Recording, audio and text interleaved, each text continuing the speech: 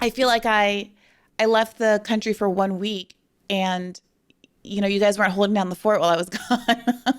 Oh my gosh. What Or on earth? conversely, well, so, the LA protests kicked off. That I think is holding down the fort. But then, you got Fair the enough. bombing of Iran yesterday by Israel, US. So there's that. So, Yeah, yeah. So I mean, like Dr. CBS, I reached out to you in part because the focus during the week when I reached out to you of the media cycle was on protests both in Los Angeles and a sort of doubling down on campus protesters as horrible, evil Marxists who hated Israel and Judaism. And as someone who wrote a book about not just the Red Scare, but Black Scare, Red Scare, and the focus in a contemporary context on Black protesters and this sort of op personality that emerged on the internet that kept saying, this isn't our problem. ICE isn't our problem, our being Black folks in hmm America. hmm These immigration issues, these protests aren't our business. We should stay out of it.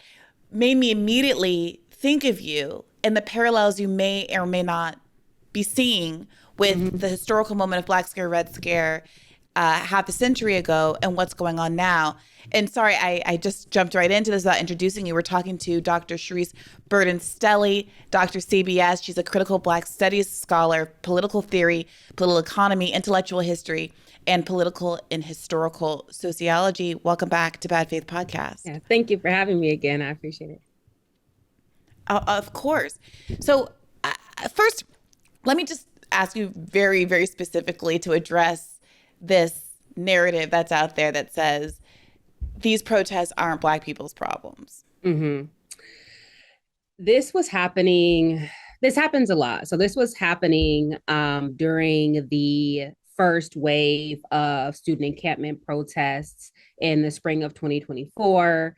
There was a lot of commentary about how I think no HBCUs at that time had any encampments. Howard had an encampment earlier this year, I believe, and I think maybe North Carolina Central. So there were a few sporadic HBCU protests. There was commentary about how like some Black students on various campuses, like Vanderbilt, for example, were kind of barbecuing and celebrating the end of graduation as opposed to supporting these encampments. And, part of the rationalization for that was, you know, um, anti-Blackness among Arab populations, what's happening elsewhere does not affect Black people. Those were the sort of the main two that Black people always step up, but nobody steps up for Black people, which of course we know isn't true. And so the response to that, one thing that people were lifting up was during the 2016 uprisings, as well as the 2020 uprisings, the sort of Palestinian Black solidarity that was happening. In the earlier iteration of sort of Black Lives Matter protests, Palestinians were explaining to Black folks sort of how to deal with tear gas and that type of thing, right? So there is this longer history of Black Palestinian solidarity. But to me, part of the um, pushback of Black people is, frankly, I think that there's a lot of fear. And because of the long history, when I talk about Black Scare, Red Scare, I talk about the ways that the attack on communism and radicalism always has an aspect of it that's about hostility towards the advancement of Black people and the radicalization of Black people. And because that has been a historical reality, I think that the people who are making these comments, who are not sort of ops, who is not the federal government planting these stories, is that we get it, it's the proverbial when the country gets a cold, Black people get pneumonia. And likewise, when there's repression of these movements, Black people bear the brunt of it. There is the ubiquity of the Afro pessimist discourse that talks about like anti-Blackness as a singular form of oppression and exploitation, that we really have no allies, that people of color sort of side with white people against Black people. So all of these things are happening in the current milieu. With the LA protests, the anti ICE protests that are happening currently, there's this reigning understanding that all immigrants are Latinx or Latina. There are no Black immigrants. We know this is not true. We can recall a few years ago the beating of Haitians with bullwhips in the Rio Grande area. We know that at least some of these Latina people are of African descent. There is Afro Latinx is a thing, right? So Black people are directly impacted by the deputizing of ICE to kidnap, engage in extraordinary rendition, and to harass overall people who are here legally and without documentation. But even if there were no Black people, this is still a Black issue because ICE is tied intrinsically to mass incarceration and hyper surveillance and attacks on poor and working class people, just as the struggle for Palestinian liberation relates directly to Black people, not least because of the ways that the IDF and US police forces train together. The, surveillance technology that permeates ICE detention centers, private and public prisons, as well as places like Gaza and the West Bank. So these things do matter. But I think that the Black response to it is the fact that we're always stepping up, which we don't always step up, and nobody steps up for us, which they do.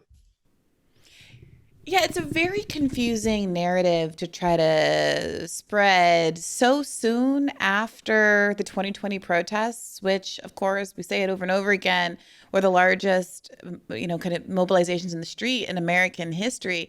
And of course, were participated in by a wide range of people. Those protests were by no means all Black. And it feels perhaps for that reason that the effort to demobilize Black people from caring about the ICE protests are maybe failing precisely because we have such recent examples of solidarity, and also the example of the pro-Palestine protests, in which anecdotally Black folks seem to have been overrepresented. Certainly, even if there's not the overrepresentation of encampments at HBCUs, a lot of the students that we saw getting arrested in the early days, in addition to a lot of Jewish students that were focused on, were Black students. You saw, of course, the members of Congress who have been disproportionately punished for solidarity with Palestine have been Black members of Congress: Jamal Bowman, Cori Bush, Senator Nina Turner, who was never able to be in Congress, people like Summer Lee, who have repeatedly, God bless her, narrowly escaped getting ousted from Congress, and Ilhan Omar, obviously, and on down the line. Mm-hmm. So it does seem like maybe for those, maybe for the reason of the obvious solidarity that's been happening across the community over these other issues, that it's not effective. But it is concerning to me that it still very much is a line that is being pushed, at very least on social media. Mm-hmm. Is this an observation? I mean, are you observing this as well? Absolutely. And to me, it dovetails with the social media critiques of Marxism, right? That Marxism is white people's shit, that it's a European thing. There are no Black Marxists. Marxism has no applicability to Black people, et cetera, et cetera. It's this ongoing attempt to basically marginalize Black people through a sort of a discourse that is both a narrative of like exceptionalism, this exceptional oppression of Black people, this extraordinary ability of Black people to show up for everybody else that's not reciprocated. But on the other hand, puts us in real danger because as the work of Gerald Horne and so many people that we love convey, it's international solidarity. It is coalitions and different sort of being able to connect with other oppressed people that has been key to our success.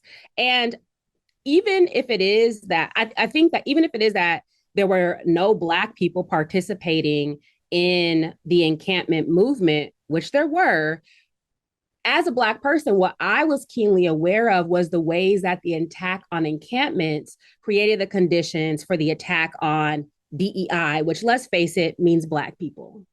So there was the simultaneous attack on pro-Palestine protesters, and then the ouster of like Claudine Gay, for example, through these accusations of plagiarism. And 100% of those accusations were against Black people and primarily Black women. We saw the ways that the attack on DEI accelerated. And so there was a way that the state was making a connection between when you have these racialized populations on these campuses, you are opening up the way for disorder and for reverse discrimination, right? For these sort of racialized or otherwise oppressed people to then not only disrupt campus and its orderly function, but then to sort of marginalize another historically represented group, in this case, Jewish folks. Yeah, I'm glad you brought up the DEI stuff because I've been really struggling with this. I had a back and forth with Norman Finkelstein at an event last month in which this topic came up. Here's my problem. I think there are substantive criticisms of DEI programs largely rooted in the reality that they are used by corporate institutions as a sort of a liability shield for the bad actions of various, like in an HR sort of way, for the misbehavior of employees. They put these programs into place. They can say they did everything they were supposed to do and protect themselves from any sorts of EEOC suits and the like. And that because of the function of corporate DEI programs, they have, in many instances, appropriated an more academic and frankly substantive understanding of racial bias in ways that doesn't always translate, which dumbs it down and which sometimes distorts it in ways that frankly is insulting or disrespectful to people who are non-white. And the classic example of this is like the sort of being on time is a white thing sort of way of talking about DEI. That being said, it has also been clear to me, as it has been to many observers of this, partly because people like Christopher Rufo just say the quiet part out loud, that the whole point is to move the goalpost from being able to just say, I hate the N-word, to saying, well, I don't like CRT, I don't like woke, I don't like DEI, and all of this is a sort of a shorthand for a broader project of white supremacy. Now, the latest sort of version of this linguistic shift to new ways to say I don't want equality is the attack on the idea of there being oppressor versus oppressed. And I've seen a lot of people, this is what I was getting into with Norm Finkelstein, even people on the left sort of accepting that there's something wrong with that sort of formulation in a way that I think is really dangerous. Because I think it is precisely the obvious reality of there being oppressed people, not in some like abstract psychological like therapy speak sort of way, but in real world terms, the way we're talking about in Palestine, or the way we're talking about the repressive LAPD or the NYPD or the tanks that are currently being driven through DC, in which delayed my flight back from London because we literally had to wait for the tanks to clear the airport so that we could land for my connecting flight. That there are oppressed people, and the fact of that is what has galvanized so many people into the street and to have solidarity for Palestine, for instance. I want to play you a brief clip of how this is percolating out in the mainstream, and then I want to get your response on what you think of this dynamic. Mm-hmm. It has to do with an academic theology of oppressor and oppressed. Yes. If you only look at the world as oppressor versus oppressed, you then have to choose in a conflict, this group is the oppressor, this group is the oppressed. It's also why, for example, there have been conflicts on other college campuses where gay students have protested things that are going on in Muslim countries having to do with the LGBTQ community in those countries. And the gay students are made to be the oppressor because a lot of them are white. And that's also what's going on when it comes to the Israeli-Palestinian conflict. The Israelis are made to be the oppressor, the Palestinians the oppressed, and on and on and on. And that's part of what's going on at Harvard, that theology, that way of looking at the world. Dr. CBS, is that what's going on, this academic theology, interesting choice of words, of forcing everything artificially, presumptively, into an oppressor-oppressed binary? Well, all academic discourse is entrapped in a theologistic or a theological way of reasoning because of the residues, for example, of ecclesiastical ways of thinking, its reproduction through the Enlightenment with just different terms. So what I mean is that we all have this religious type of thinking. We just replace it with secular categories. That's just the nature of knowledge production and in an institution that was formed in the medieval times. And so part of what he's talking about is like this Manichaean logic where there's good and evil, right? There's bad people, there's good people, there's innocent people, there's guilty people. And what's interesting about this is that on the one hand, there's this big critique of intersectionality. I share my own, a particular critique of that, but what intersectionality is actually doing is complicating this idea of that people are only bad or only good or only one category. Yes. And we hate intersectionality, right? They hate intersectionality, but then they also hate the dichotomous logic. So it's like, they just hate academia, and they hate they hate the fact that, or there's this discourse about academia being this radicalizing or mind controlling space, and it's simply not the case. And when they're talking about academia, what they're actually talking about is a few subjects. They tend to be talking about like the interdisciplinary subjects like Black studies and women's studies, some aspects of sociology, but generally speaking, the humanities, which are always on the chopping block. And so really it's a shorthand for a particular type of anti-intellectualism and a disdain for young people. So our society, it hates intellectuals and it hates young people. And this idea that young people can't have genuine, principled, studied positions. It is true that we do all kinds of things when we're young, but it is also true that these are students, right? They are coming to these perspectives not through some outside propaganda or outside agitators or faculty indoctrinating these students. They have their own ethics and their own sense of right and wrong. And moreover, it is not as if I never heard in these protests, like our fellow students who are here, who are Zionist or Jewish, need to be eradicated. What they are saying is that there is a very real war-intensified genocide happening.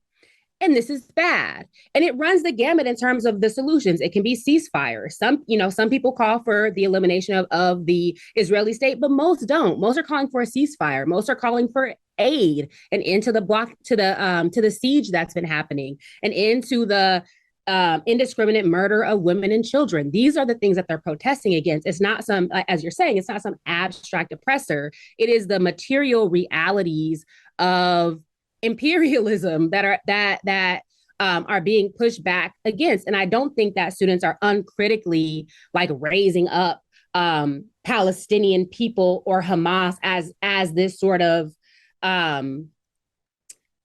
innocent sort of all-knowing, whatever, as this group that's above critique. That's not what's happening. Sure. What they're protesting is something that's very specific, a very specific material reality, and the concomitant repression that's coming with it. So not only are they battling like what's happening in Gaza, but also then the reaction of U.S. institutions with repression, with violence, and with oppression and exclusion and all sorts of disciplinary actions. And so, again, I think that it's an anti-intellectualism, and it's a way to evade actually confronting what students are actually protesting. Yeah, I want to come back to this point you made, which I think is so important, about the irony of the distaste for intersectionality, which really took over, I would argue, not just the liberals, the left, the whole country. Largely, I think, if memory serves, because of the way it was weaponized by Hillary Clinton in the 2016 race. I remember it was part of the sort of pivot to, for lack of a better word, woke academic speech that was intended to make Bernie Sanders appear to be flat-footed and insensitive to issues relating to race. And whatever you think about whether he was flat-footed and sensitive to issues related to race, this is where we got the with breaking up the banks help Black people sort of narrative. That's when we got a slew of articles, which I summarized in a piece for The Intercept in, I think, like 2018, that had, Black representatives arguing that we shouldn't have free public colleges and universities because it would hurt HBCUs, that, there was an article that somehow like solar solar panels on the roofs would hurt Black people. I mean, it was getting really insane. And so part of that was this backlash from the left that said, oh, this intersectionality, like Hillary Clinton can say intersectionality, and she gets a write-up in New York Magazine about how wonderful and woke she is. I hate these sorts of terms. They're being used to distract from the material arguments that the left is making, that someone like Bernie Sanders is making. But now here we are, I think, with a left that's sort of primed to be very distrustful of this lingo for legitimate reasons, who is getting seduced, I fear, into accepting some of these criticisms like, oh, you just want to be an oppressor dynamic. When intersectionality would help us here to push back against the argument that was made by Jake Tapper in that clip. That was a clip from, I think, Bill Maher, with Jake Tapper as a part of a panel. And so you were so astute in pointing out that the antidote to that is intersectionality. But what do you do about that when so much of the left is, like, understandably very sensitive about embracing a kind of academic language that has been so poisonous to the left's, at least electoral aims, over the course of the last 8 to 10 years or so?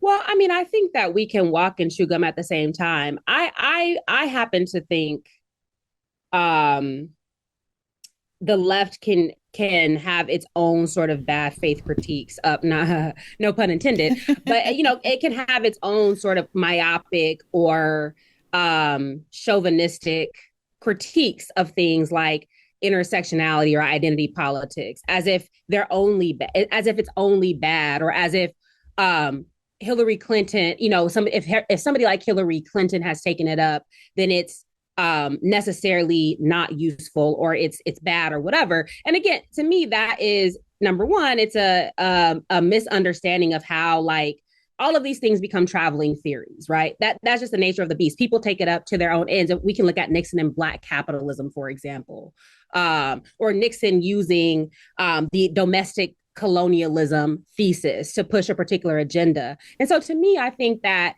how do you mean? What can you explain that? Nixon pushing the domestic colonialism thesis? Yeah. So Nixon sort of used some of the language of Black people being like a domestic colony or an internal colony, and therefore Black people need to have control of their own neighborhoods, right? Control of their own institutions. And this is where we see, like, community development corporations come into play. Mm-hmm. This is where we see, the rise of Black elected officials and this sort of managerial function that they begin to serve. This is where we see, this idea that Black capitalism will allow for self-determination for these internally oppressed people. But basically, it's an ethnic model of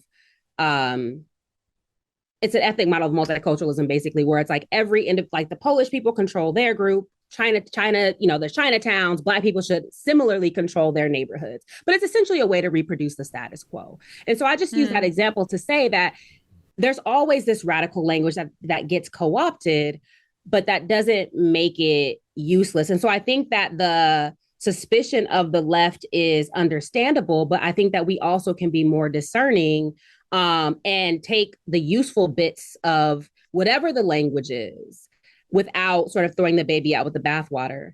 But I think this idea that people who can clearly identify an oppressor are uninformed, or basically just acting off of some abstract ideas or some outside ideas, I think that it becomes really problematic, because it dovetails with our inability to name, for example, like a ruling class and a working class. Like this inability to actually identify an oppressor also has problematic, I think, has many problematic effects. And I think that a lot of the people who are critiquing, for example, oppressors, would throw Obama in the mix. So it's not just like white people bad, Black people good, right? It's not that. It's a much more, I think, it's a much more nuanced critique.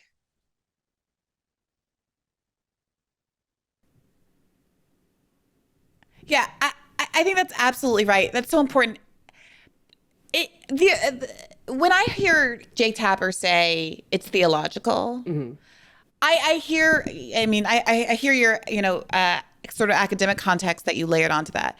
But maybe I'm too cynical and insufficiently studied. But what I hear him trying to make an argument that it's frankly unsophisticated, that it's driven by a sort of moral self-righteousness and not thoughtfulness or intellectualism or anything grounded in the real world. When I hear Jake Tapper say these kids have like a theological belief in X, Y, and Z and oppressed dynamics, I read that as him trying to marginalize the genuine observation of there being oppressed peoples that are being actively oppressed with the help of the American military and political protection via the UN, et cetera. And to want to say they don't have an actual point, they're just kids and they're passionate about something in the way that you shouldn't ignore someone who believes that Jesus appeared on their toast. You know, that's what I'm hearing. And to me, that is very, very dangerous. And you see this popping up again and again. The oppressed oppressor language popped up in the Harvard report on anti-Semitism. This is what Norm Finkelstein and I were talking about in that event last month. And I first became concerned about this when it popped up last year in Zadie Smith's essay for The New Yorker called Shibboleth, in which she made this sort of both sidesy critique of campus protests. Thusly, she writes, I understand the ethics underpinning the protests to be based on two widely recognized principles. One, there's an ethical duty to express solidarity with the weak in any situation that involves oppressive power. Two, if the machinery of oppressive power is to be trained on the weak, then there is a duty to stop the gears by any means necessary. She goes on to sort of complicate this and push back on this principle. On its face, it seems to me obvious that these principles are good ones.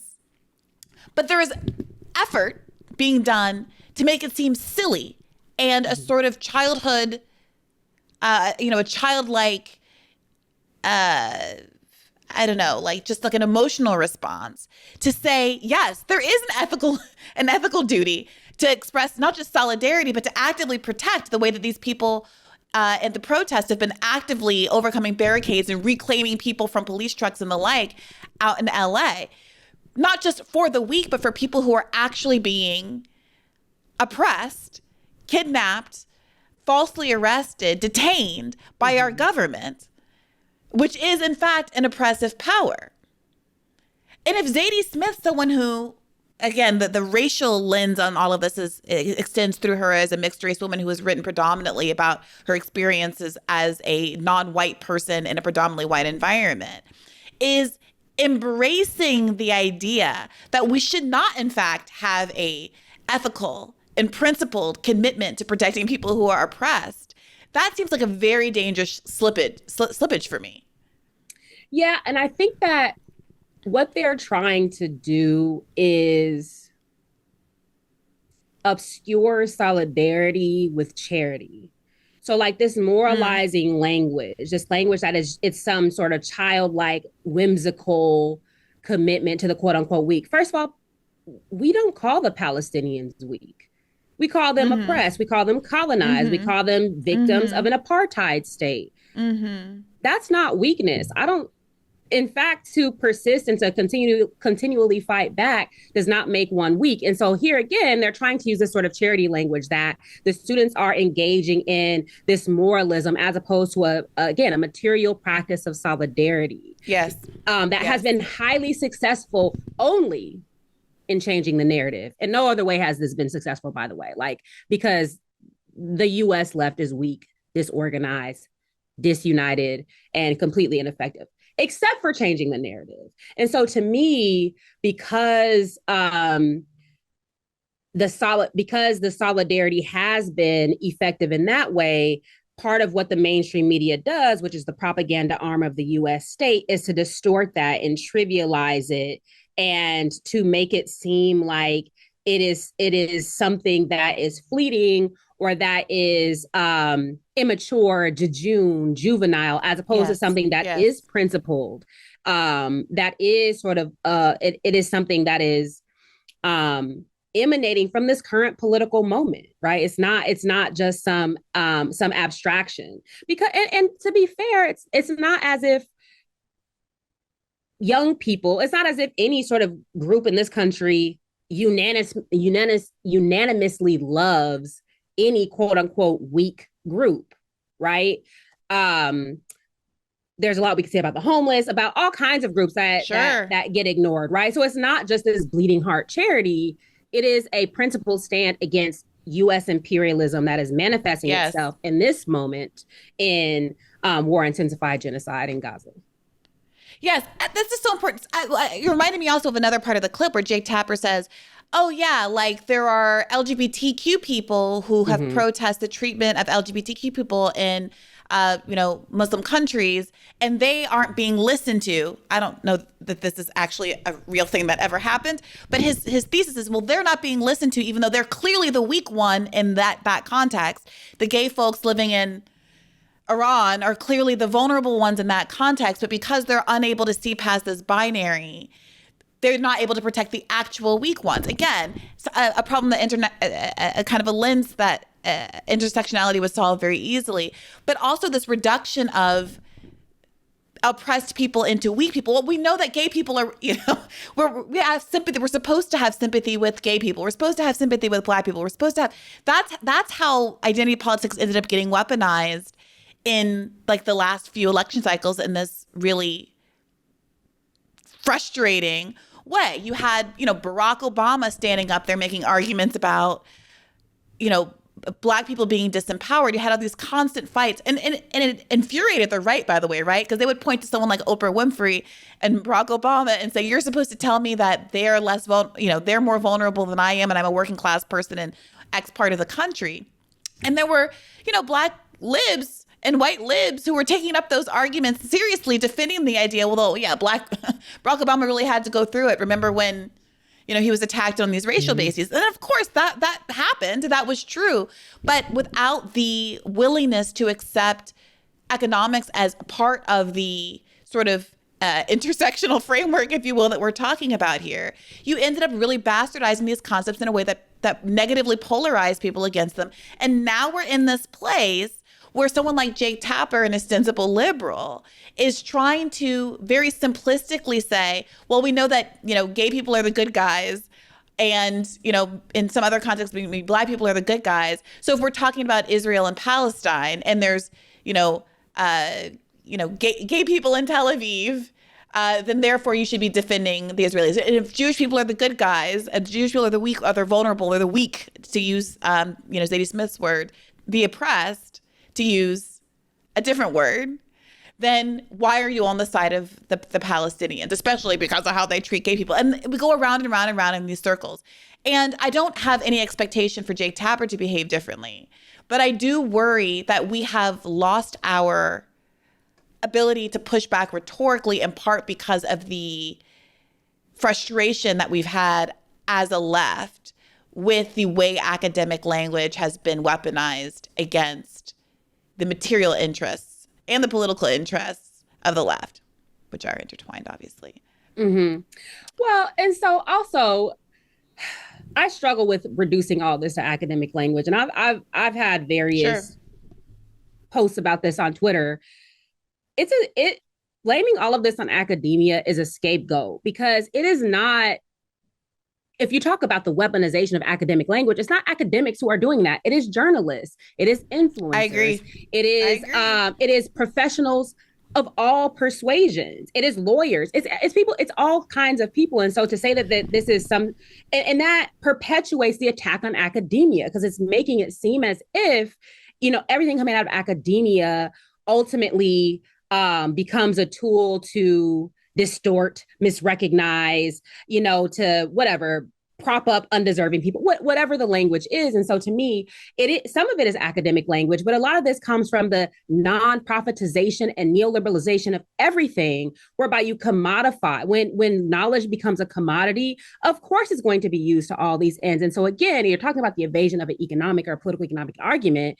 That to me is what needs to be addressed. The non-profitization of movement spaces is what has allowed for the weaponization or distortion of important concepts or principles or practices. The neoliberalization of the university has made, number one, most or many, at least a large portion of academics pursue some outward facing profile, right? For more money, but also because this becomes a way to like shore up a tenure case.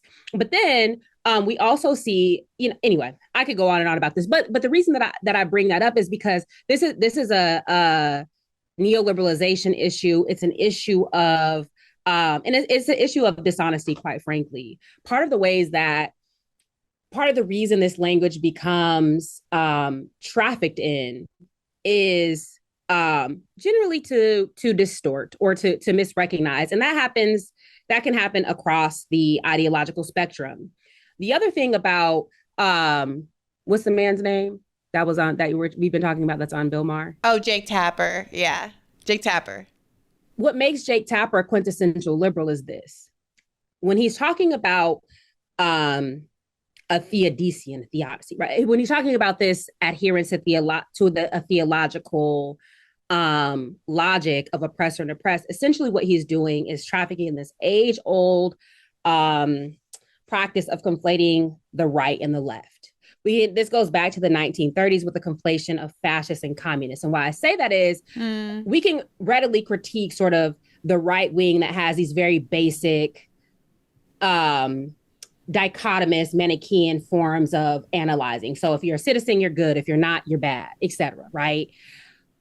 What he's trying to say is that the right and the left are effectively using the same type of language, the same type of logic and reasoning, just to different ends. And that is what liberals have done historically, right? So their liberal anti-communism, for example, does this work of condemning the more extreme versions of anti-communism, but then conflating them with communists, right? That both the sort of right-wing anti-communists, the totalitarians, and the authoritarians do the same thing just for different ends. And so to me, that's the logic that I see.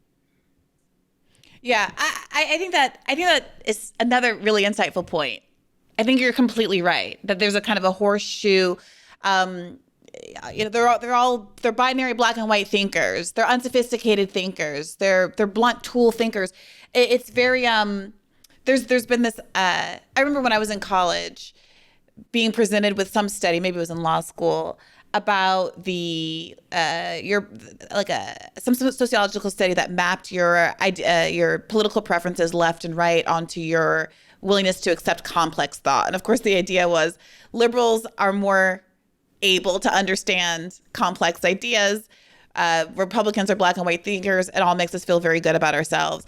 But more recently, I don't know if you saw this going around the internet, there's this sort of like web chart that shows sort of ideological diversity on the right versus left end of the political spectrum. And there's a lot more ideological diversity, differences of opinions that can be held on the right than on the left. And it's been very interesting for me to watch the sort of left and liberal response to this chart, because it's being read as, well, yeah, on the right, you're allowed to think, vaccines don't work, and the JFK, the RFK Jr. sort of like fluoride in the water, kill the bear in Central Park sort of ideological map. Also, I get to be a neocon. Also, I get to pretend that I'm anti-war. So yeah, there's a lot of opinions, but they're bad, is basically kind of a left take of this map, and where everyone's like joking about all the insane takes that are happening on the right. Fair enough. But it does seem like a very selective reading, given what I remember from some years ago, where we were all very proud of the idea that there was intellectual like nuance on the left. And when Obama used to say things like, yeah, I don't necessarily, he was getting in trouble for not wearing a flag pin or whatever, and wanted to have a nuanced conversation about like the imagery of the American flag and what it meant to different communities or whatever it was at the time, we thought that was a good thing.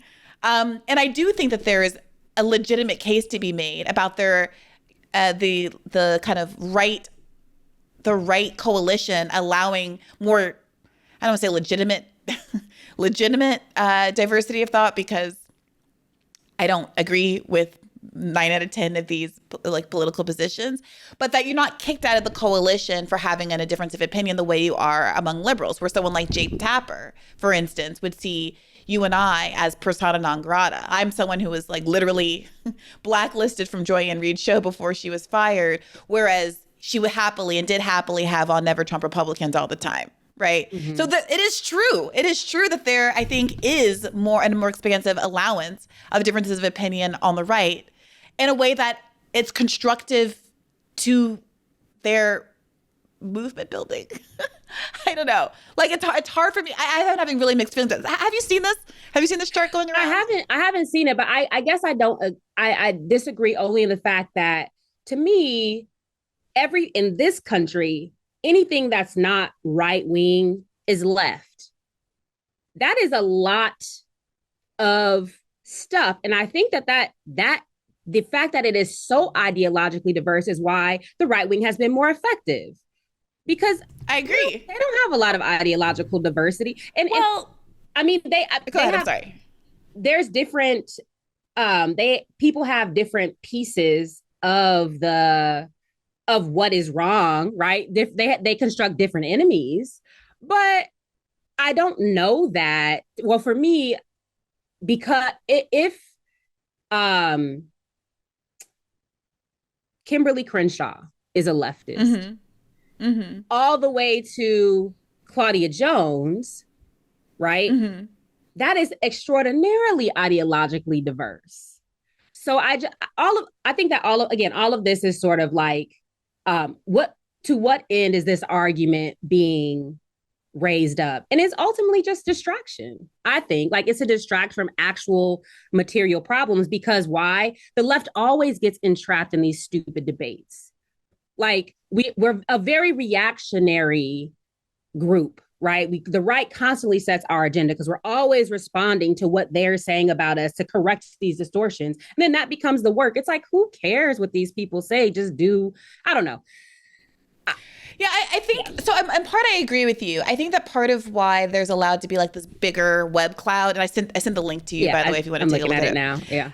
There gets to be a bigger web cloud on the right because, yeah, you can believe a lot of different things as long as you believe the core stuff that matters. And I think we're now seeing that with Iran, where there was a lot of rhetoric about whether or not Trump was going to be anti-war, and whether, I think there was a legitimate case for, rhetorically at the very least, conservatives understanding that that's where the country is and playing on that in an electoral context, mm-hmm. because Democrats left the field wide open for that. But at the end of the day, now that the bombs have been launched, we all see where the party really stands. Many people knew that this was going to be the case, but it's now laid bare for everyone to see. And that the right's sort of political commitment to small government supersedes any other sort of cultural or other fringe take that's going on. At the end of the day, they're going to cut taxes for the rich. They're going to deregulate. And as long as your core political project is so narrow, it gives you latitude in these other areas. Whereas there is no left, right? So there's a version of this that says a real left's core material project is to bolster the social safety net, ensure that there's baseline commitments to housing, childcare, living wage, et cetera, in a sort of a social democracy. And that therefore, as long as everybody is able to be housed and has food over their head and has health insurance, maybe we don't care so much about whether you think the fluoride in the water is making frogs trans or whatever the borderline cultural issues are, because at the end of the day, trans people aren't experiencing disproportionate homelessness and all of the other kind of material effects of prejudice, right? They can afford healthcare for transition, whatever, all the downstream effects of not having enough money to do the things you want to do to live your life the way you want to live it. And then that's the problem. So I agree with you in part. I think the cloud is accurate, but only because there isn't a kind of the political left polices its boundaries, because all it has is like the cultural stuff, that doesn't have a kind of a core material political project that would allow it to have more latitude around the fringes. So the reason I don't have a dog in this fight is because this says there's more diversity of thought on the political right than on the political left. And then it says, although they pride themselves on open-mindedness, liberal thinking. To me, liberalism is on the right. Liberalism is not on the left. Yeah. And so to me, so this is some colonial political science that means nothing to me. So fine, whatever. But to me, the liberals are not on the left. And to me, to be on the left, you have to be anti-capitalist. That is what it means to be on the left. So all of this other stuff. So again, and what's the upshot of this? Like, what is this? So what are we supposed to take away from this? Okay, so if you want to be able to think many things without having any accountability or criticism, be on the right. But if you want to have, if there are core principles that you have and deviation from them will at least be ideological struggle, like, then be on the left. You know what I mean? So like, I don't understand. Yeah. So who cares? Like, what's the point of it? Yeah. I think in some ways we're seeing this play out with the Zohran Mamdani campaign to be mayor of New York. And in similar ways, we saw it sort of playing out in the Bernie cycles, where there was this sort of confusion among the liberal media class as to why it was that they were able to pull together these coalitions and become popular, despite talking about things that are sort of considered to be the political third rail by liberals, right? So Trump wins this most recent time, and the Democratic Party races to throw immigrants under the bus, to say we should have moved even more to the right on immigration, even though Kamala Harris and all of them were arguing hard that they had deported more people than Donald Trump. So why are you voting for him anyway? And they're still doubling down in many respects in this language. They're saying, don't do any more trips to El Salvador. That makes us look bad, even though when that was the media focus, Trump's immigration numbers were down, and now his immigration approval is down again in the context of the LA protests. Every instinct that liberals have is to run away from these left issues that they think are polarizing. I put left in quotation marks, even though they're popular. And now we see Zohran Mamdani really doubling down on this idea that I'm running to be mayor of New York, not mayor of Israel. I don't support the right of Israel to exist as an ethno-supremacist state, even if I support its right to exist as an equal state, the way that we say we value in the United States of America. And of course, most recently, he is polling ahead of Cuomo, taking the kinds of stands in New York that are seen to be politically damning. And I'm reflecting on this. It seems obvious to me that this is the case, the same way that Bernie didn't have to weigh in on every cultural issue under the sun if he promised the members of those groups, those quote unquote cultural groups, material uplift. The Democratic Party still doesn't seem to get it, that there are kind of there's a political prioritization that's happening where people do, in fact, tend to vote more on the basis, it seems, of their material needs, despite some of this other stuff. And in fact, some of the other stuff, which we consider to be negatively polarizing for some people, let's say Zionism and ostensibly, what they believe to be the case is that it's impossible to win in New York, which has such a large Jewish population if you're anti-Zionist. But there's some other people that live in New York, including anti-Zionist Jews, and that it's positively polarizing for so many other people who for once are seeing a politician who seems to stand by what he believes in. Mm-hmm. To me, that's the kind of takeaway, to understand these charts differently and to use it to empower you to actually stay the course on these issues that are both, I think, morally desirable, but also politically advantageous. Well, I mean, then the fact that there's less ideological diversity on the left can be a good thing, right? Because what that means is that to be on the left, you have to believe in a basic level of human decency. Yeah. Period. Why is that a bad thing? And it's capitalist logic to say more choices means what? More freedom. That is the definition of like a capitalist logic, right? That choice is freedom, because these things, and especially when these things are sort of mediated by the market. But, what's very interesting about what you said, so I just did a lecture on Black conservatism today, and the lecture or what you said about,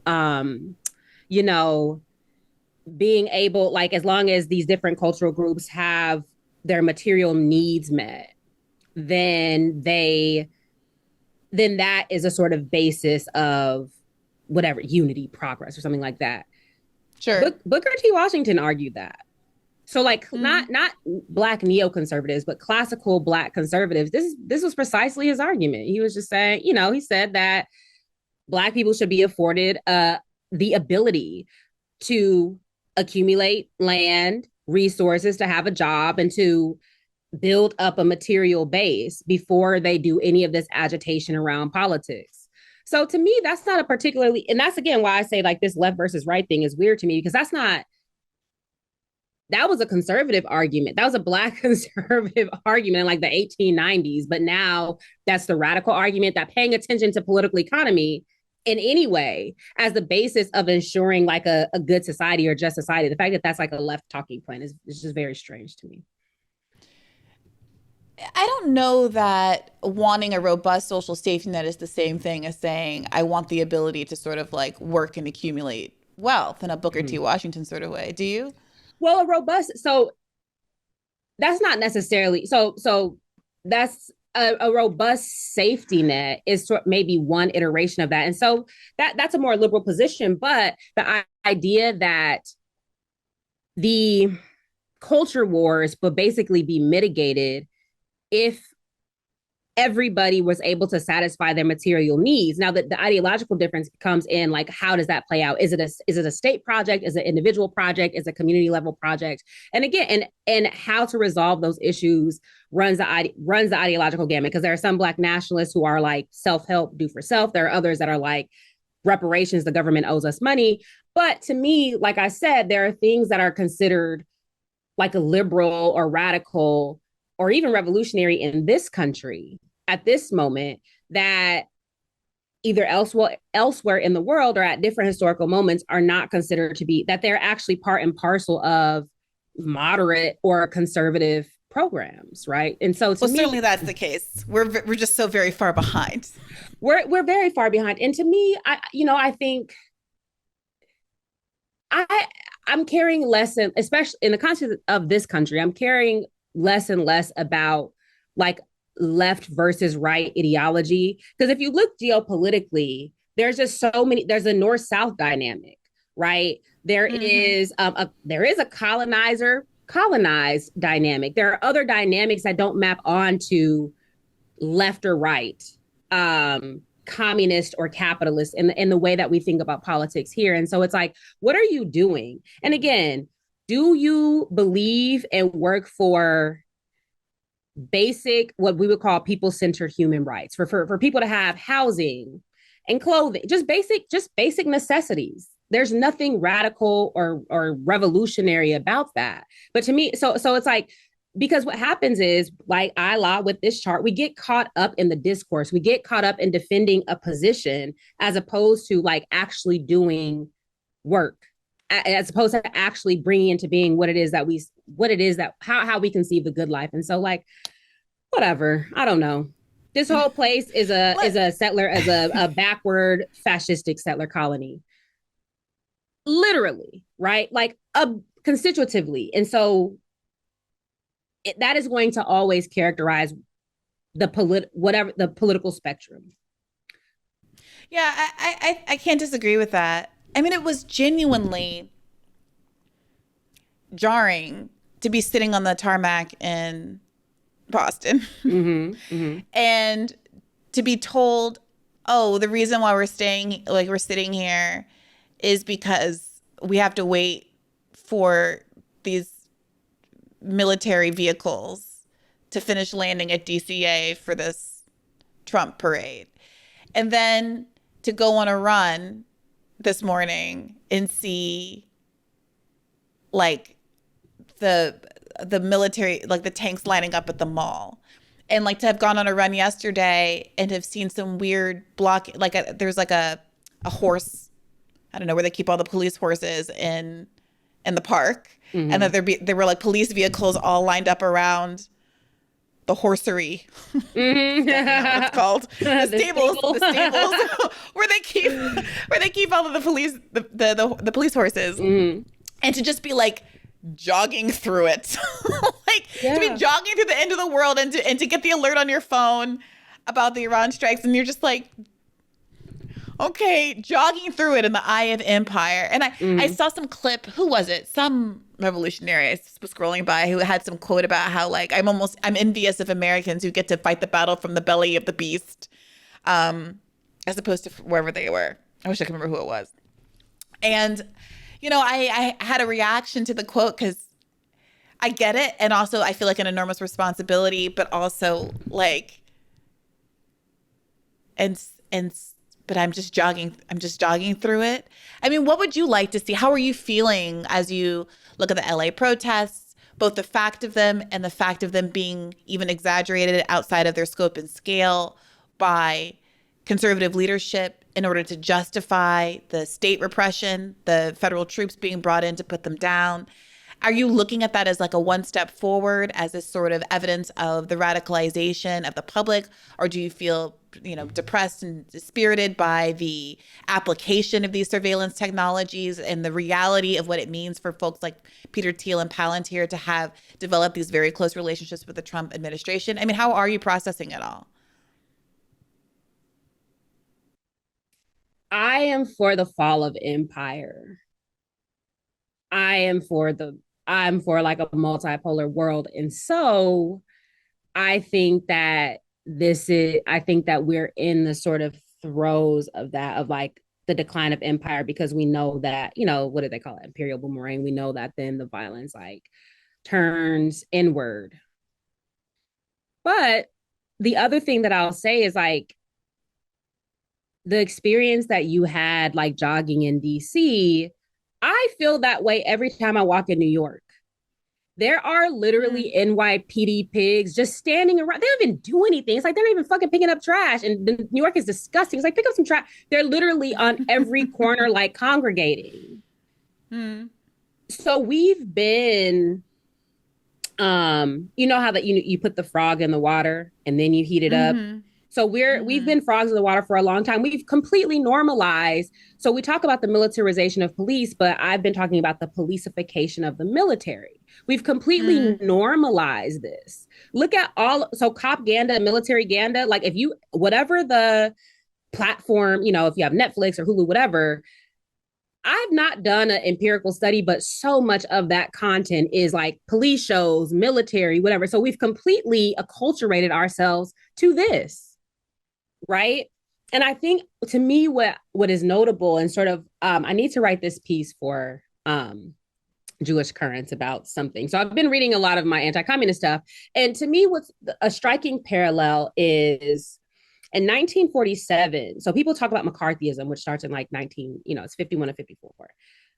But the Truman administration, which is the liberal administration, is what started like the loyalty oaths, the attorney general's list of subversive organizations. It created it's starting the anti-communist apparatus that then Eisenhower and McCarthy just ran with. So likewise, it is the Biden administration beating students in these 2024 encampments that then created the conditions for the federal government usurping the power of the government to sort of bring in the National Guard, right? Mind you, I don't trust Gavin Newsom with the National Guard. Mind you, I don't trust the LAPD. And so we also have to be mindful of the arguments that are being made. I don't think what Trump did is bad because he overrode Gavin Newsom. I don't fucking trust Gavin Newsom. I don't think that sending in 4,000 federal troops or 4,000, troops and the Marines is bad because they are usurping the power of the LAPD. These are all part and parcel of the same repressive machinery. And so liberals, the reason why we say that liberalism is amenable to fascism is because liberals always make the vapid, inconsequential argument like, well, they're taking power away from the LAPD. Who gives a fuck? I don't want any of these people to have power. Right. And so to me, I am more, if I'm ever disheartened, which I rarely am, but I'm more disheartened with liberals. Liberalism is the problem. Because you know what liberals are going to appeal to is rule of law. You know what we were protesting before Trump? The application of the rule of law. You know what I mean? And so part of what liberals do is appeal to this sort of this set of ideals and principles that, at least as racialized, oppressed people, we're constantly conveying, like how these are reproducing our own oppression and immiseration. But then when you have the far right candidate come in, it's like, well, we just want to struggle for this thing that was already oppressing us, right? So I mean, I think we have Biden and Harris to thank for a lot of what's happening now. If they had done if they believed their own analysis, so I always talk about how we have to believe our own analysis. So if they believe their analysis about Trump being a fascist, they should have been doing everything in their power for the eventuality that even if they won, great. But if they didn't win, they should have been doing everything in their power to to put up roadblocks for when he did get in power. But they handed over the militarized apparatus to Trump and expected what? Right? And it's not as if they didn't know he was president for 4 years prior. And so to me, we have the Democrats to thank for a lot of this stuff, for oscillating between being, mealy-mouthed, lily-livered vassals of the corporatocracy. So oscillating between that and, bludgeoning the left. And so Gerald Horne always said he has this, and this relates back to something that you said when you're talking about Bernie, et cetera. So there's this thing that for Republicans, it's no enemies to my right. For Democrats, it's no friends to my left. And that is what continually plays out. See, I want us to live in a world where what goes viral is mealy-mouthed, lily-livered, instead of beach blonde, bad Bush body from Jasmine and then Crockett. Selling merch. These are your elected influencers.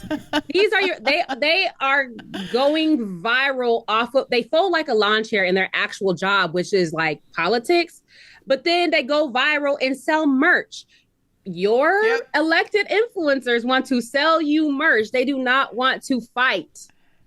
I just want to know that. And Cory Booker turning his filibuster speech into a book. Meanwhile, I mean, we've come back around to now the conversation about Black electeds in particular being the vehicle for normalizing a lot of the state repression. So the good ones get kicked out, and then the bad ones get vaunted. So what was it? Who's the guy that was replaced Cori Bush, who's now like the king of AIPAC's favorite new toady? Mm-hmm. I don't know his name, but I know his name real quick. Bell, Wesley Bell. Mm-hmm. You've got Wes Moore making news for coming out against reparation or voting down a reparations bill as he eyes the presidency. You've got to pay your dues. You got to doff your hat to white people and make sure that they know you're not going to be that kind of Black person if you aspire to any higher elected office. You've got Jim Clyburn constantly being doing his thing, being the poster child for manufacturing consent for someone like Joe Biden, who before becoming VP was like most famous for eulogizing Strom Thurmond. I mean, I feel like I have to keep saying these things because I am conscious of the fact that there's a new generation coming up that wasn't around for all of these fights in 2016 and the clarity around who these people were at a certain point of time. Because the kind of Black political laundering machine of mayors and Black governors who come forward and create these kind of like human shields around democratic politics and white politicians specifically are incredibly effective. I won't say where I had this argument, but I recently had an argument with a person who used to work for Bernie Sanders, who now works for one of these Black mayors in a support capacity, who made the argument to me that cop cities were good actually and people in Atlanta liked them. I mean, what I will say, I don't think so. Of course, we know that there is a large swath and faction of people who are in Atlanta who do not like them. But then we do know that Tyler Perry does. We do know that, Atlanta. Okay, but Tyler Perry isn't black people. Atlanta is broke black LA. So, but I will say there are so the petty bourgeoisie. Okay. So not even just Tyler Perry, but we cannot deny that historically there has been not a negligible segment of the Black community who are supportive of police. They are supportive of safety. But we don't even need to get into that because we had who was it? Some combination of Alec Katsanis and I'm not going to remember who it was. We did a Cop City episode with people who are actually covering the kind of the public hearings, I guess you would call them, around them, where the only folks that came in and spoke in favor of Cop City were like cops themselves. Like that's it. And they had to close down the notice and comment period basically because it was just so overwhelming that nobody wanted this. Nobody wanted the city funds to be going to this extremely exorbitantly expensive thing. Nobody wanted protesters to be shot out of trees. Nobody wanted the environmental impacts of this. Nobody wanted the surveillance consequences of this. Nobody in Atlanta wants this. But my point is more about the way that mayors of Black cities, Black mayors in Black cities, the fact that they're able to get elected off of these kind of demographic realities, and then they become these very useful tools for the party at large to advance interests that aren't at all reflective of the body politic, because they can say this mayor thinks it's a good idea. You can't tell me this idea is racist because a black mayor did it. Here in D.C., Trump becomes president. They immediately paint over. Muriel Bowser, Black mayor, immediately paints over what was Black Lives Matter way in the big yellow letters in front of the White House, Black Lives Matter. And, it's not racist because Muriel Bowser did it. And, I don't really care about what it says on the street, but I do care about the ideological retrenchment where we're all supposed to just literally whitewash, blackwash tarmac over the fact that in this city, we participated in the largest protest movement in American history. And all now we you can't got talk about it because it's bad for Dems. Right, but all you got was a fucking sign. Nobody, 100% of people did not want that fucking big. I remember when it was painted and people were like, what? We asked to stop getting murdered by the cops. We asked for defunding, blah, blah, blah, blah, blah. So fuck that sign. I don't give a fuck about that. And again, that's the liberalism of it. And this is precisely what I'm saying, is that this is why I think that liberals are the problem, because what happens? Now the discourse becomes, Muriel Bowser erased the sign that nobody fucking wanted anyway. Well, I think and I'm not saying that you're doing Dr. CBS. I think it's even worse than that. I don't even think that that's discourse. I don't think that anybody, I think it's even beyond that. Like, there's no complaint.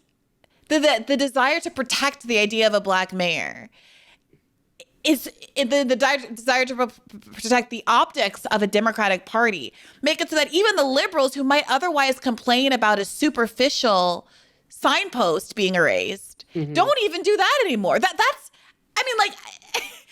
how bad it feels. Like it's one thing to be told in the context of the 2020 race that Black Lives Matter makes it hard for Biden to win and you got to defeat Trump, so we have to pretend that Black lives don't matter. It's another thing to feel like you're memory holding that the thing ever happened to begin with. Like, you don't even have to contend with the ethics of making that kind of compromise. You're just being told the thing never happened to begin with. And I'm concerned about that sort of happening in the context of these Palestine protests, where you're getting all of these K-Hive people pressing this idea that you should have listened to Kamala. Things would have been this bad under Kamala. Like, no, bitch, she was fully saying, I'm going to deport more people. I'm going to be the best deporter in chief. I'm not going to break with Biden on Israel. I fully stand behind Israel. Like, it would have been the same or worse, because you wouldn't even have some of the people who are protesting now protesting if it was going to make the Democratic Party look bad. It's a Democratic Party protection racket. That's what our media is. Well, I just think it's a duopoly protection racket. Like, I think that there's, sure. People, yes. But I guess for me, it is true that there are certain things that would not be happening around the reorganization of the government, for example, that would not be happening under Kamala Harris. However, and that's not nothing, right? That's not nothing. Sure. Doge getting access to this sensitive information, we know that this is going to be used not only for financial terrorism, i.e., rendering people like structurally unemployed, but also for surveillance and repressive ends. But to your point, which is absolutely correct, in terms of hospitality toward protesters, in terms of accommodation, absolutely not. Like these things would not have happened under Kamala Harris. But the other thing that I'll say too is that wait a minute. So, okay, I can agree that we probably wouldn't have had people getting like arrested at their ICE appointments under Kamala Harris. I struggle with reading that much into it. If we still live in a world where under Democrats, you had like the historically highest number of deportations, they were just less uncouth deportations. I don't mean just like maybe the fact of how it's done matters. But I struggle with the idea that because Kamala might not have done it in the grossest, most obvious way, that there wouldn't have been the magnitude, the sheer volume of the deportations as we saw under Obama couldn't conceivably have been worse. And I struggle with leaning too much into or taking too much from the cruelty of the optics that the Trump administration is choosing. I'm just ambivalent about it. I just don't know. Oh, I didn't say that at all. I think what I said is the reorganization of the government. There are specific things that would not be happening under Kamala's administration. And that has nothing to do with immigration, because that is not the part that's being reorganized. The part that's being reorganized is like the Department of Education, like firing 50% of the CDC. That just would not happen. So what I'm saying is that the soft power apparatus of U.S. imperialism probably would not have been dismantled at the rate that it's happening now, which again, to me, is an objective good under Trump that is being dismantled. I don't agree with soft power. Like, I think people should be self-determining in the countries that they're in, whatever.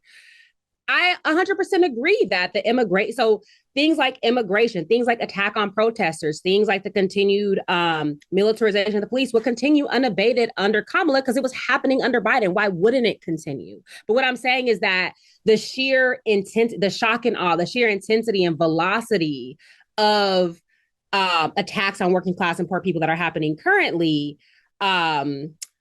is what makes this Trump presidency unique from probably a Harris presidency. And to your point, yes, it would have been much more the sort of kidnapping and deportation without due process of migrants would have been, it just would have been more innocuous or more sort of under wraps under Kamala than it is under Trump.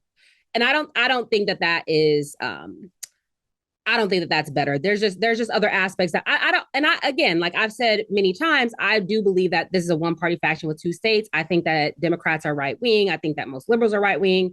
And so what I am saying is that I agree with you 99% that under Kamala, much of this would have been happening. I think that the shock and awe factor is something that we need to contend with, especially as organizers, activists, advocates, etc. And I can speak, so what I do know, I'm in higher education.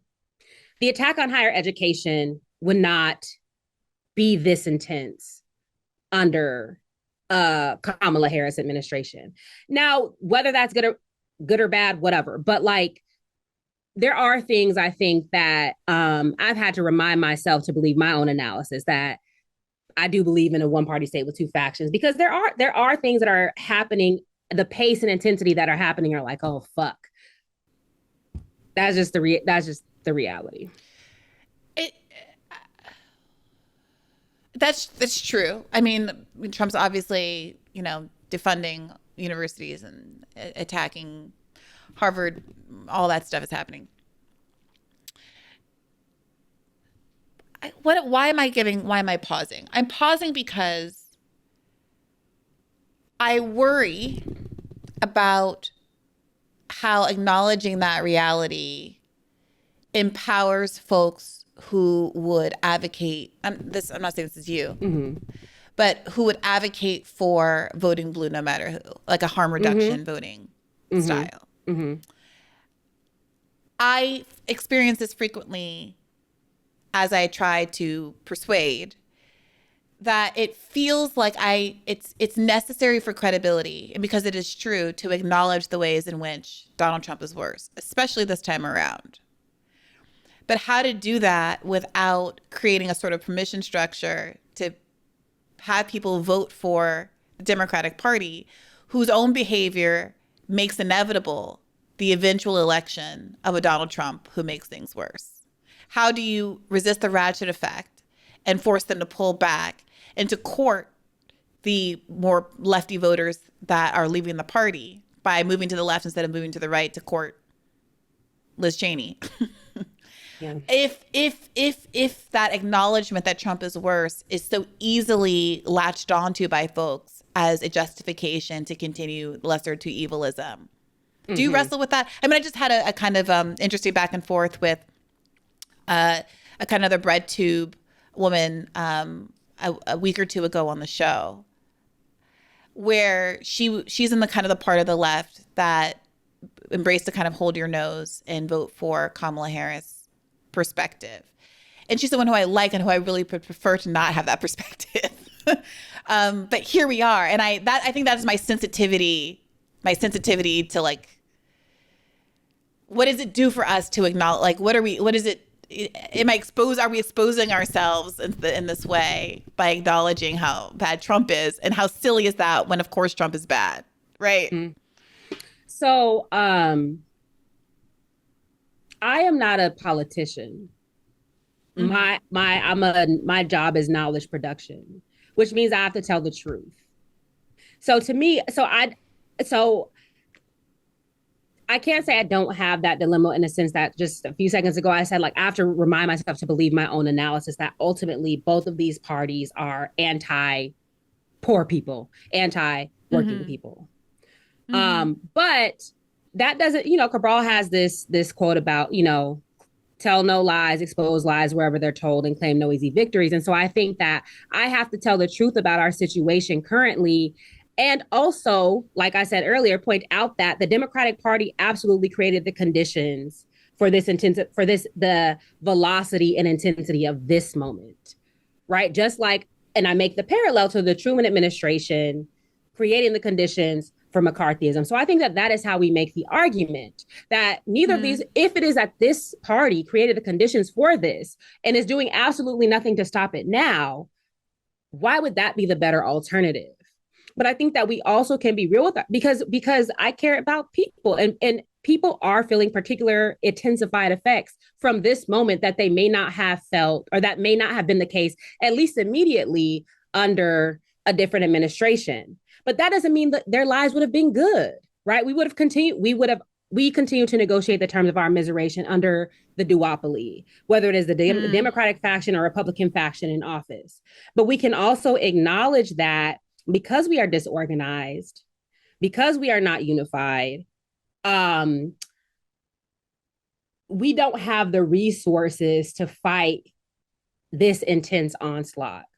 Now they're coming together, right? So if we look, what I was going to say before is that prior to LA, I was struck by the lack of protests in comparison to 2016, in comparison to Trump's first administration, because I think that people were beleaguered, scared, in disbelief, tired, and attacked, right, in ways that wasn't necessarily the case in the first moment. Now we're seeing what's happening in LA, and that is spreading around the country, and so maybe the initial, like, shock and awe is wearing off, and people are like, we got to do something anyway. And I'm hoping that is what is developing. But I think that we can be honest about this situation, and still point out that the Democrats are not the alternative. I mean, the man, who are we going to diaper Cory Booker? Like, that's your alternative? Like, like, come on. Like, I just think we have to be honest. Not diaper Cory Booker. What? Because he wore a diaper when he was filibustering? He had to have a diaper on. And so that's all I think about is the man is up there giving this pull-ups, speech. Corey. Yes, pull-ups, Cory, but and it like that's all. Excuse me, Cory Booker, not Cory Bush. Not Cory Booker. But like, you know, and so these are our alternatives. I always mention the piece of writing, and I always forget the man's name, where he said that at this moment the Democrats should roll over and play dead. And I think it was in the Atlantic. That is the best solution. Make people come. That wasn't Carville? Yeah, it was. It was James Carville. And so that's your alternative, right? And so I think, and so it makes sense that we have these hesitations to sort of, because we don't want to push people back into the Democratic Party, but at the same time, like I said, like what we need to do then is show how neither of these parties have our best interests in mind, and that ultimately we are this is ultimately just a state of attrition, right? Yeah, I think you're right. I think what is difficult is I think that there are people like the woman I was referring to, Francesca, is like this, where I think there's a really ready acknowledgement that the Democratic Party is bad and doesn't work to our interests. Not everyone is there, right? Like, she's obviously far beyond your average Democratic Party voter, understanding that is the case. But for me, who still is frustrated that the left, even like the online bred to be like very in the mix left, can't all get on board with what our sort of political project is around electoral cycles at the very least. It's that extra interest, like what can be said to motivate a person to see the but-for factor of having any alternative to the two-party system being collapsing one of the parties, like making room, both obviously, but my arguments aren't persuasive to hardcore Republicans, independents for sure, and some Republicans for sure, but not all of them. And the Democratic Party is more vulnerable to my critique as a leftist. So this isn't your problem. I'm just trying to think out loud a little bit about like what to do. Like, what am I even doing if I can't convince somebody like that? And, what other approaches could be taken that prevents people like who already know, who are like fully accepting that the Democratic Party is very bad and a big part of the problem, from still being willing to vote for them, even in the context of the genocide, because Trump is worse. When Trump is worse. And Trump is being very bad, right? It's very bad. I'm jogging through it, but it's very dystopian. As we wrap, I know I've kept you for longer than the hour, but it occurs to me that you are a historian, and I haven't really asked you, I think, enough about the precedent of the moment that we're in and how we got out of it. And so you were framing the McCarthy era as this narrow window of years. And so I wanted to ask you, how we get out of it, how we got out of it, how did it come to an end, and what, if any, lessons can we draw from that as we're facing an enormous amount of state repression in this moment? I don't know that we got out of it. I don't know that we got out of so McCarthyism was a sort of upsurge of right-wing anti-communism, and I think that at a certain moment there was a convergence of kind of liberal and radical thought where it was like the excesses of anti-communism have got to go. But then there was an uptick in liberal anti-communism, and liberal anti-communism is simply like only get the communists, only get the people who are actually. So it's not that people have freedom of speech, freedom of assembly and association. It's just that don't conflate us liberals, us real Americans and patriots, with those commies. Yeah, leave Lucille Ball alone. Exactly, as it were. Precisely. Leave Barbara Streisand and The Way We Were alone. Yeah, and that sort of McCarthyism energy kind of morphed into like the attack on Black liberation movement. So I don't know that we necessarily got out of it, but then there's just different correlation of forces, right? Like people stopped seeing like the Soviet Union as this all overarching menace, right? Of course, there was an uptick in this at the end of Reagan's presidency in the 1980s with the Star Wars thing, but these things tend to like wax and wane. And then there's these, different court challenges, for example. So, in 57, there was the Yates case that disallowed people from having their passports taken because of their political beliefs. But then there are aspects of the McCarran Act that were upheld in, I want to say in 1950, maybe in 1960 or 1959, which is why Du Bois ended up moving to Ghana. So all of that to say, the reason why I think anti-communism is really important is because that in an extraordinary way created the sort of apparatus, especially through like the FBI and J. Edgar Hoover, the State Department, et cetera, that created the sort of surveillance apparatus. And so to me, like these periods of repression, people are organizing, people are struggling, and they don't always win in that moment, but over time, those arguments get taken up in a bigger way. And that, at least temporarily, can defeat something like McCarthyism. But McCarthy also defeated himself because he started to come after the army. And there's this thing called the Army McCarthy hearings. You can't do that. But again, it's not as if the anti-radicalism left. People just chose like a liberal anti-radicalism or took that up as a way to defend their own power and privilege. And so I don't know how we get out of this moment. I don't even know what that would look like, because to some, getting out of this moment would mean a Democratic presidency in 2028. To me, that is not getting out of the problem. So, but I do think we do need to organize and we need to fight. I think that what's happening in LA is really important. But I think that we also need to be real. So, in some ways we have to be like ungovernable, like, and create a real, crisis of legitimacy.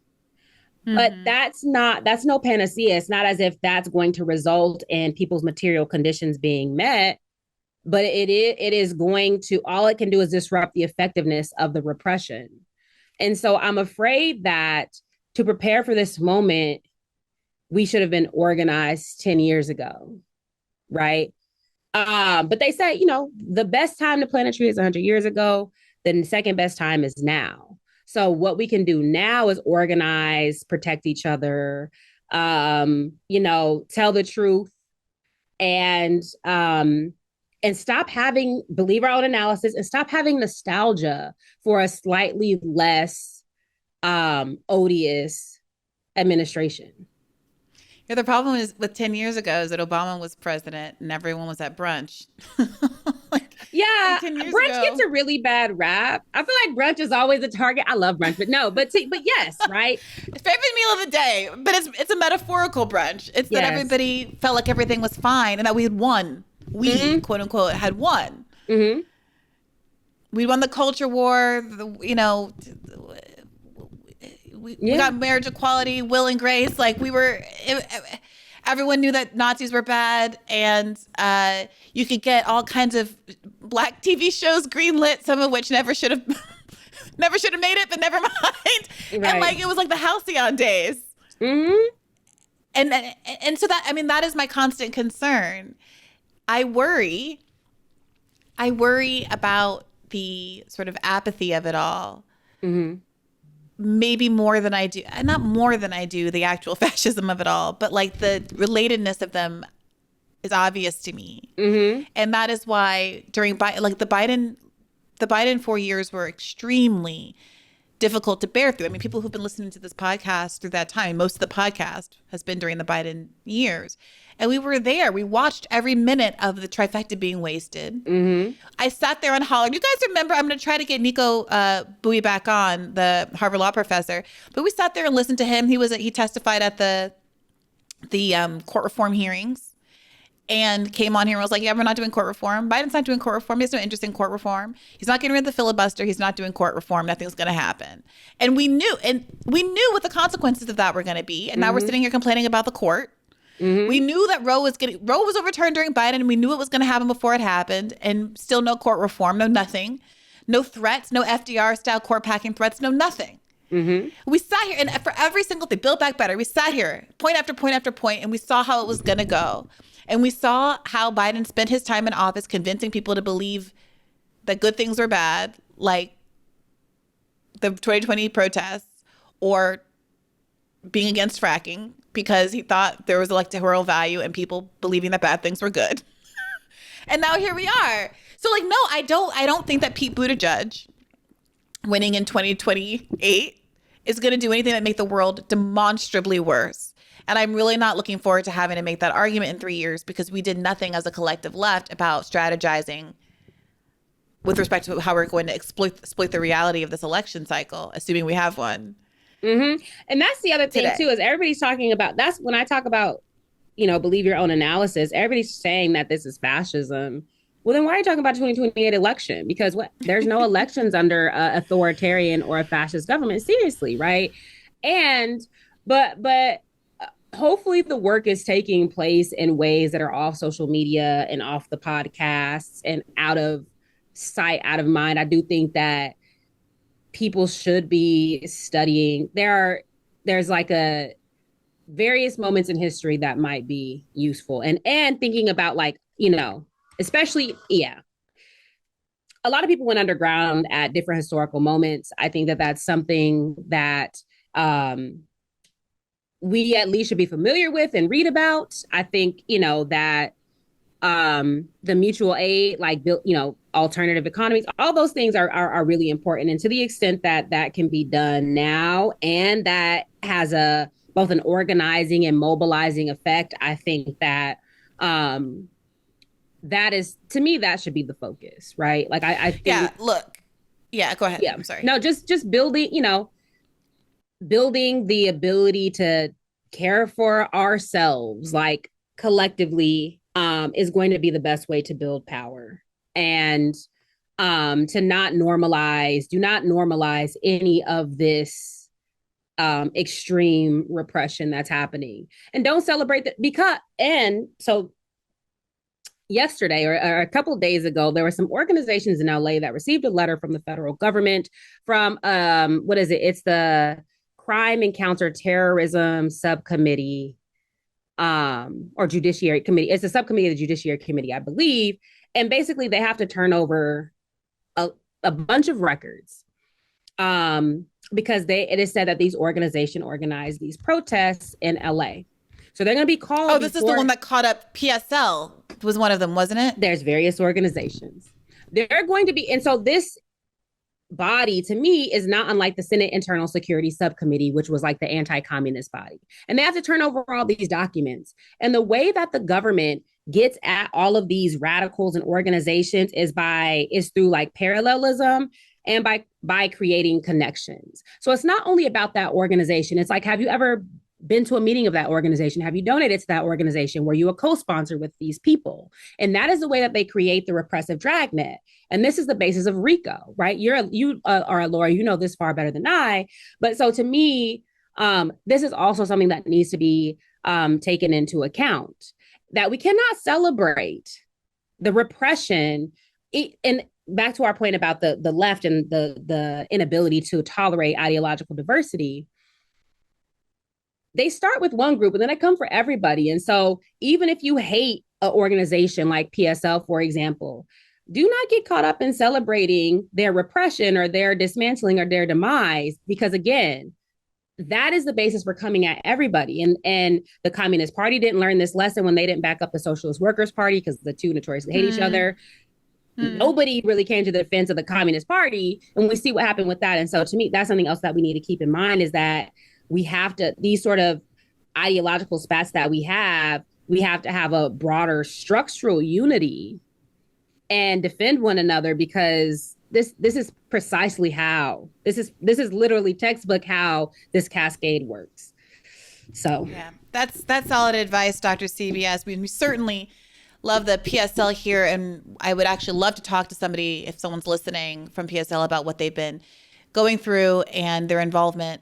Well, maybe not their involvement in the protest, because I'm not trying to put a target on y'all's backs, but I'd like to talk to you about whatever repression that you're facing right now, to the extent that it's helpful, and what organizing you're doing. Dr. CBS, it's always such a pleasure to talk to you and be challenged by you and to learn from you.